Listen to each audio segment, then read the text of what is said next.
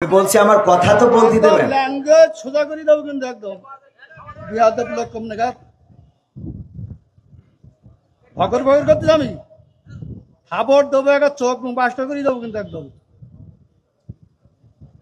আমি প্রশ্ন করলাম যে একজন লোক বলতে যে আলহামদুলিল্লাহ নামাজ পড় না শুরু না বললে নামাজ হবে না ফালতু করতেছি। আমি বলছি আমার উত্তরটা তো দিতে। কোন জায়গায় কি বলতে জানি যাই পোকাচোদা কি লেগে বলে জানি যাই কম নাগাদ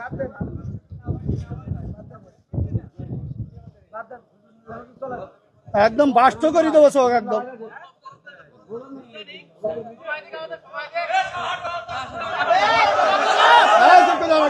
দিয়েছেন শুকরিয়া তার। আর আমার চেয়ারম্যান সাহেবের মনে হয় ছোটখাটো একটা প্রশ্ন আমার উত্তর দেন একটু। আপনারা সারা বাংলাদেশে হুজুর নাম করা হুজুর কত? মোবাইলে দেখলাম যে 5 জনের 5 রকম মত এই নামাজে। আপনারা হুজুর আপনাদের পিছনে হাজার হাজার লোক নামাজ পড়ে, আপনাদের মধ্যে 12 রকম মত কেন? এটা একজন বলল প্রথম যে লোক বক্তব্য দিলে আলহামদুলিল্লাহ না পড়লে তার পিছনে দাঁড়ায় নামাজ হবে না। আচ্ছা, মানে এখন মূল প্রশ্ন হলো আমাদের মত এত বেশি কেন?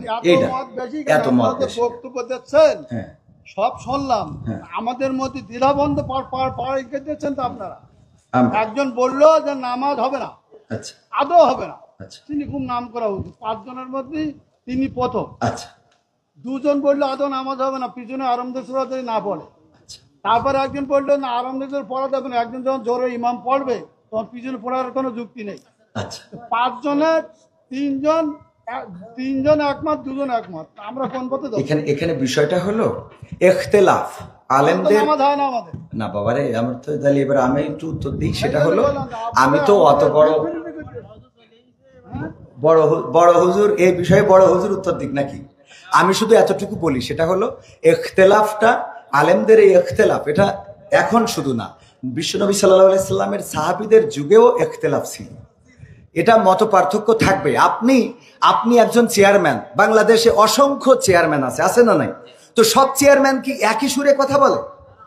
বলেন, ইসলামের মধ্যে ভেদাভেদ হবে কেন? চেয়ারম্যানই করে একদিনই, ইসলাম একদিনই।